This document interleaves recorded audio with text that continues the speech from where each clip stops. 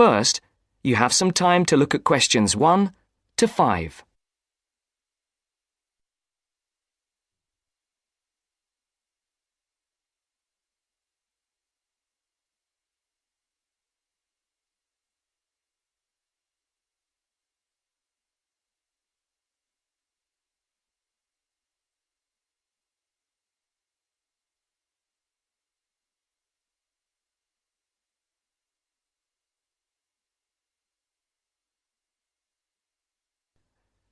You should answer the questions as you listen, because you will not hear the recording a second time.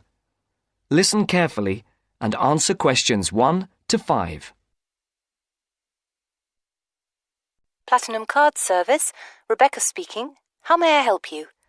I've got a few problems with my credit card account. Okay. What is your credit card number? Let's see. It's here somewhere. Here it is. Can I just take the card number, please? Yes, it's 6992 6992 3443 3443 1147 1147 8921. 8921. Right. Can I just check that? 6992 3443 1147 8921. That's it. And your name? Carlos de Silva. I just need to check a few details for identification and security, if you'll bear with me. That's okay. And what's your postcode? SE1 8PB. SE1 8PB. That's it. Vauxhall Close, London? Yes, that's right. And the house number? 43. And can you give me your date of birth? 13th of the 7th, 63. And one further check, if I may. Can you give me your mother's maiden name? Yes, it's Moore. Is that Moore? Yes, that's it. Before the caller and operator continue their telephone conversation, look at questions 6 to 10.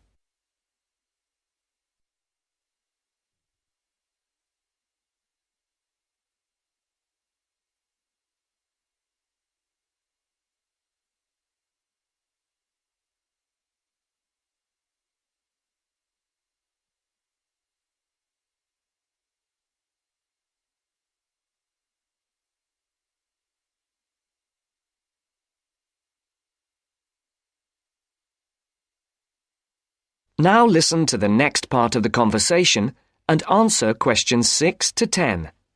For these questions, there are 3 alternatives: A, B, and C. Decide which alternative is the most suitable answer and circle the correct letter. Yes. Now, can we get on with this? Yes, sir, certainly. I'm sure you'll appreciate that all these checks are necessary for security reasons. So, what exactly is the problem? Problems? Okay. Well, first, your computer seems to have gone mad.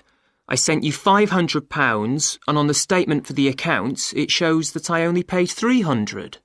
Yes. The account does only show £300 was paid. Well, I paid the £500 in at the bank and I have my receipt, and my bank statement shows that £500 has been taken from my account. Oh, I see. What I'll do is check with the bank and see what they say. OK. You said there was something else? Yes, as if that wasn't enough. My account shows that £107.27 was paid to a company called Pan Express. I don't know who this is. Let's have a look. Well, it is genuine. I can assure you it's not mine. It was made on the evening of the 12th of May. Maybe it's a restaurant bill you forgot about? There's no way that... Oh, wait, hold on. Yes. Oh, it's okay. I've just realised what it is. It is a restaurant bill. The name of the company is different from the name of the restaurant.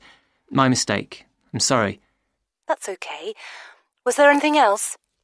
I don't know if I dare. What is it anyway? Well, it's, the amount of interest seems to have gone up.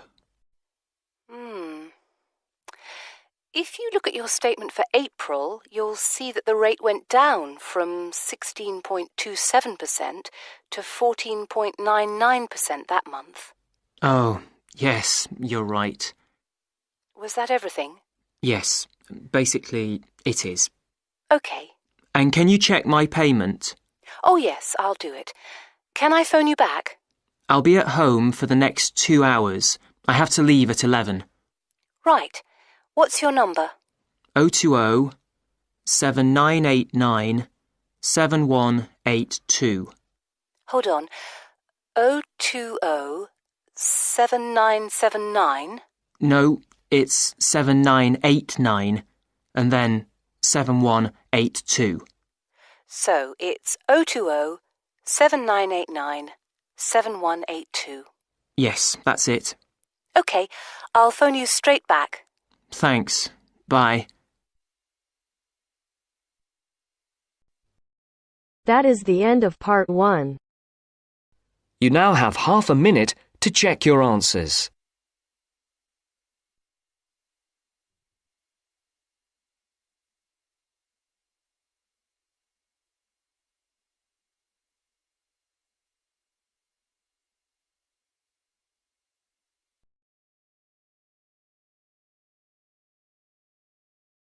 Now turns to part 2. Part 2. You'll hear part of a free class about safety around campus. First, you have some time to look at questions 11 to 14.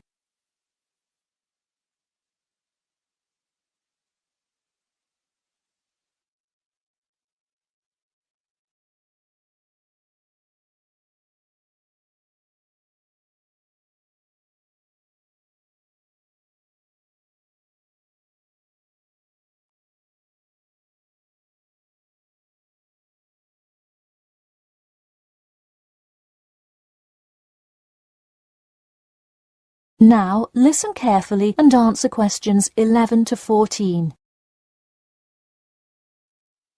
Good evening. I'm Geoffrey Miller from the University of Nottingham Student Union, and in this week's free class, Carlos Garcia is going to tell us about safety around campus. Over to you, Carlos. Thank you, Geoffrey, and thank you all for your attendance today. Also, I'd like to thank the Student Union here at the university for organising this lecture. Well, I've been serving and protecting the City of Nottingham for over 20 years now as a member of the police department. Does anyone know what type of crime is the most prevalent on campus? I heard someone say drugs and alcohol. That actually isn't too much of an issue.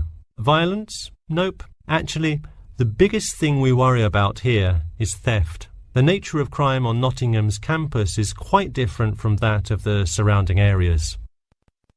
Crime rates across the East Midlands are very difficult to control. We'd like to see the rate stay the same for this calendar year, but it has been increasing steadily over the past 3 years. On campus, however, I'm happy to say that the overall crime rate has fallen this year. You wouldn't think so if you've seen the extremely exaggerated stories in the media. The media has done nothing but cause more concern about crime in our area. Even the crime shows you see today are a little bit far-fetched, but at least viewers know they're not real events. We'd really like to see more factual news articles out there so the public can have a rational sense of the safety level of our society. Before you hear the rest of the talk, you have some time to look at questions 15 to 20.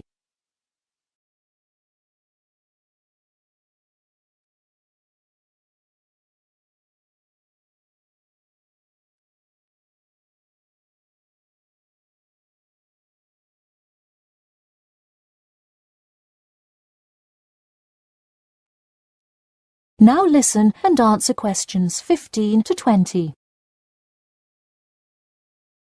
Okay, let's move on to what to do when you see a crime. Do not get involved if at all possible, and do not draw too much attention to yourself by running away in a conspicuous manner. Though most likely, and hopefully, you will not have to experience this situation. If you are being mugged, please do not try to resist. Instead, be compliant and seek help after the incident. Like I said, though, it is highly unlikely that you will find yourself amidst a crime, but it is important to be prepared should it ever happen. We find that educating students and staff on the correct precautions to take is the best way to increase your safety. Just remember to be smart when you're out late at night and avoid any area or person that looks suspicious. I know it sounds obvious, but I cannot stress this enough. It's also not a bad idea to have your mobile phone with you at all times, but be careful. If you're chatting on your smartphone on your way home, you're a prime target for thieves. I'd like to see a show of hands. How many people have left work or the library after 10 p.m. to go home before?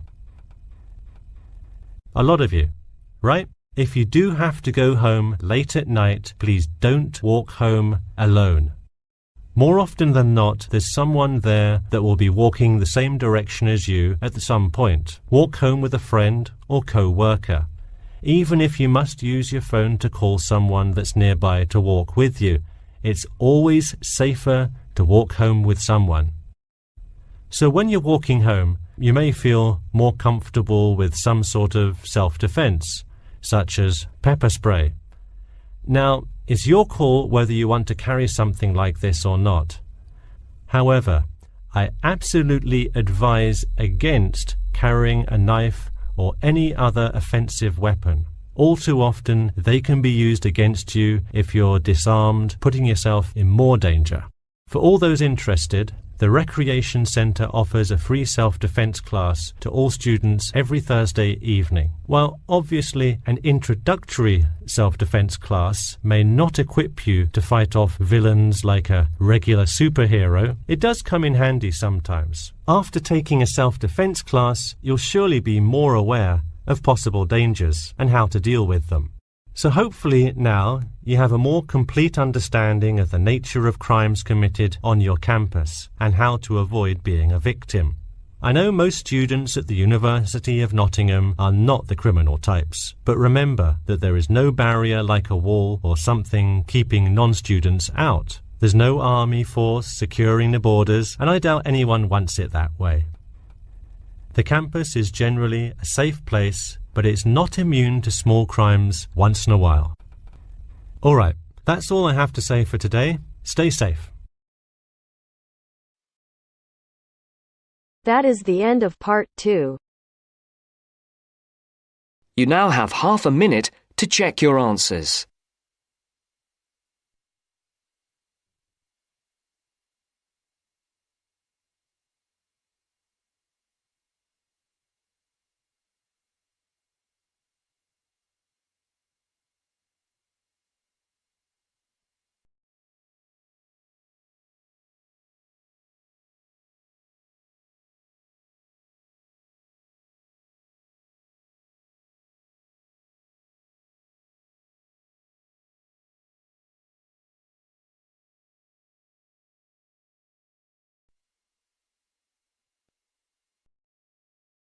Now turns to part 3.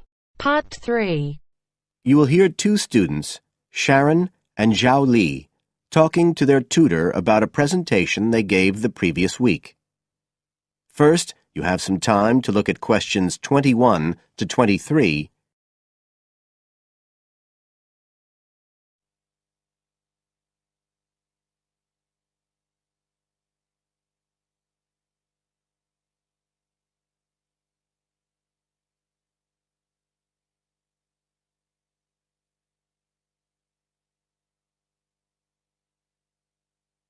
Now listen carefully and answer questions 21 to 23. So, Sharon and Zhao Li, in your presentation last week, you were talking about the digital divide, the gap between those who can effectively use communication tools, such as the internet, and those who can't. And you compared the situation here in Northern Ireland with Southeast China. Right, so I asked you to do some self-evaluation, watching the video of your presentation and thinking about the three main criteria you're assessed by: content, structure and technique. What do you think was the strongest feature of the presentation when you watched it? Sharon? Well, I was surprised actually, because I felt quite nervous. But when I watched the video, it didn't show as much as I expected. So which of the criteria would that come under? Confidence? That's not actually one of the criteria as such. Zhao? Technique? It's body language and eye contact, isn't it? Well, I didn't think I looked all that confident, but I think that our technique was generally good, like the way we designed and used the PowerPoint slides. So, you both feel happiest about that side of the presentation? Yeah. OK, now on the negative side, what would you change if you could do it again? Well, at first I'd thought that the introduction was going to be the problem, but actually I think that was OK. We defined our terms and identified key issues. It was more towards the end. The conclusion wasn't too bad, but the problem was the questions. We hadn't really expected there'd be any, so we hadn't thought about them that much. OK, anything else? Well, like Zhao Li says, I thought the conclusion was OK, but when I watched this on the video, I thought the section on solutions seemed rather weak. Can you think why? Well, we explained what people are doing about the digital divide in China and Northern Ireland, but I suppose we didn't really evaluate any of the projects or ideas. It was just a list, and that was what people were asking us about at the end mostly. You now have some time to look at questions 24 to 30. On page 93.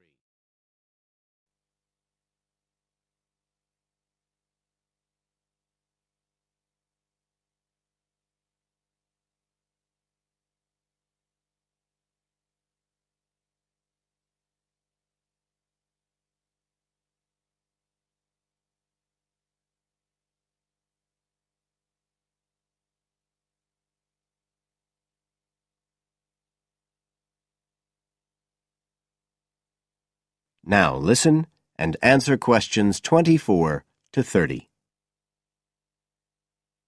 OK. Now, I also asked you to get some peer evaluation from the other students. Yes, well, people said it was interesting, like the fact that in China, the internet was used more for shopping than in Northern Ireland. They said sometimes it was a bit hard to understand, because we were talking quite fast, but we didn't think so when we watched the video. No, it's a bit different, though, because you know all this information already. If you're hearing it for the first time, you need more time to process it. That's why signposting the structure and organisation of the talk is important. That seemed OK. No one mentioned that as a problem. Some people said that we could have had more on the slides, like some of the other groups had nearly everything they said written up on the visuals as well. But other people said the slides were good. They had just the key points. Yes. And most people said we had quite good eye contact and body language. They all pointed out we'd overrun. They all said we were 5 minutes over. But we timed it afterwards on the video, and it was only 3 minutes. We were a bit unsure about the background reading at first, but I think we did as much as we could in the time.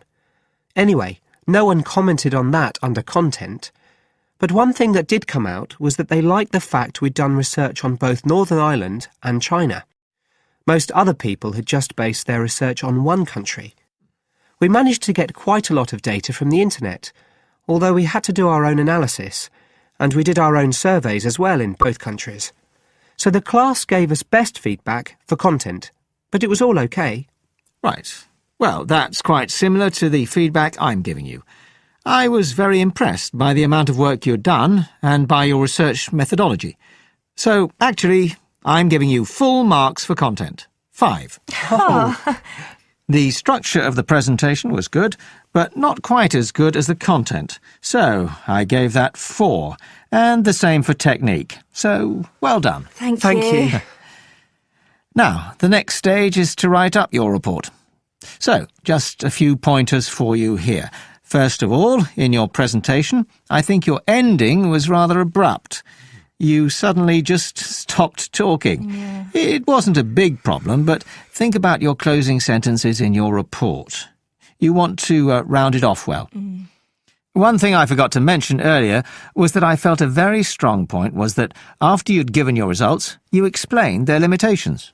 The fact that we didn't have a very reliable sample in terms of age in China. Yes, that section. So don't forget to include that. And you had some excellent charts and diagrams, but maybe you could flesh out the literature review a bit.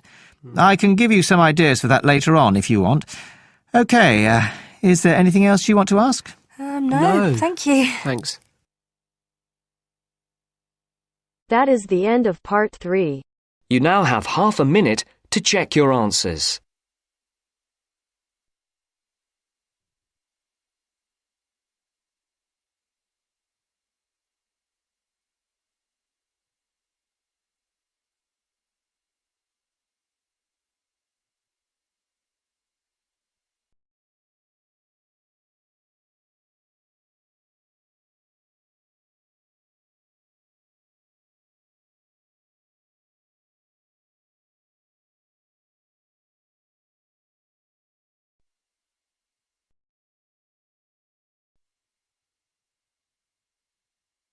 Now turns to part 4.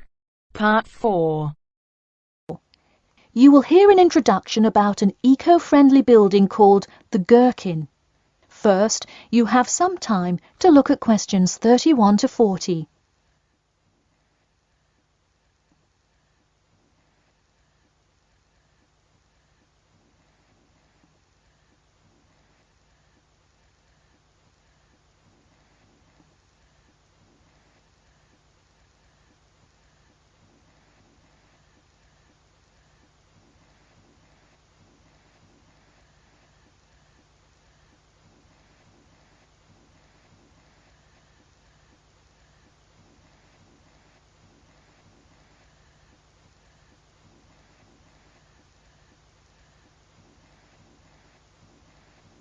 Now, listen carefully and answer questions 31 to 40.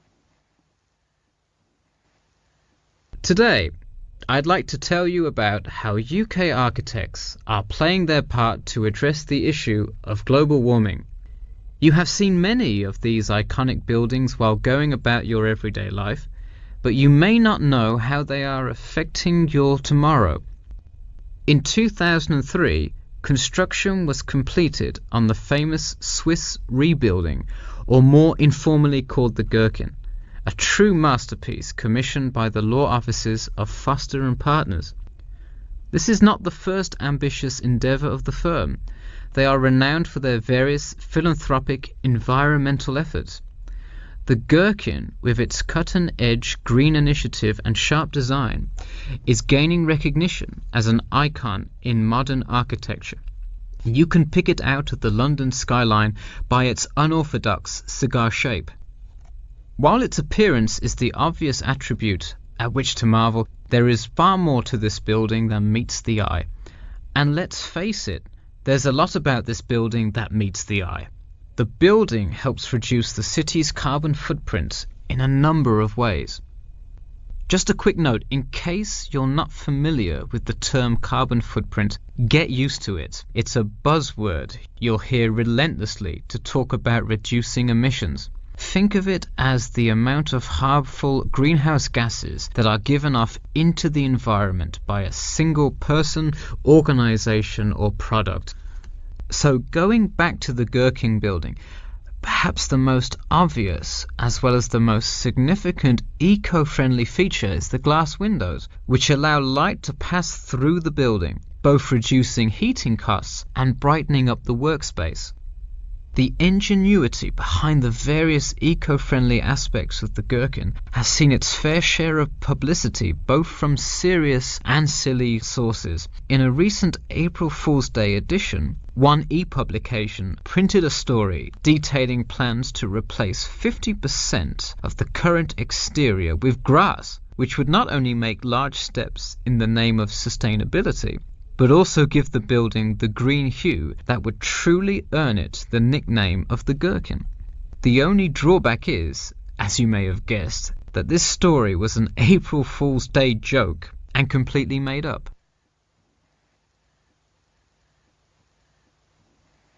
In all seriousness, though, the building is setting a new standard of design that other architects and city planners just cannot ignore. The building's bold and cost-efficient design has won a number of architecture awards, including the Stirling Prize, the London Region Award, and the Emperor's Skyscraper Award, among others. The design comfortably accommodates a large number of offices, while keeping maintenance and operation costs down, striking a superb balance between nature and the workplace. Nature is well and good, as long as the weather is nice outside. Given London's notoriously bad weather, the architects knew they must devise a quality temperature regulation system, and that they did. A special system designed to reduce the building's reliance on air conditioning was devised that cuts consumption in half compared to standard office buildings. There are atria that link each floor vertically to one another, forming spiraling spaces up the entire building. They serve not just as social common spaces, but also act as the building's lungs, distributing clean air from the opening panels in the facade through the entire building. The building isn't all business, though. It has its fair share of fun as well. At the very top, a club room offers a picturesque entertainment spot for company functions, private parties, etc., with a breathtaking panoramic view of the city. The creation of such an innovative structure has many wondering what the future of urban planning and architecture may be. Well, if the other projects currently commissioned by Foster and Partners are any indication, the entire city constructed with similarly eco-friendly buildings is not far in the distance. The Masdar City development aims to create a desert city that produces zero waste and removes as much carbon dioxide from the atmosphere as it puts in, a huge feat in protecting our Earth. The Gherkin is a truly impressive feat, yet it is not the only one worth noting. Now, to move on to another green initiative, I'll tell you about the Eden Foundation building found in Cornwall. That is the end of part 4. You now have half a minute to check your answers.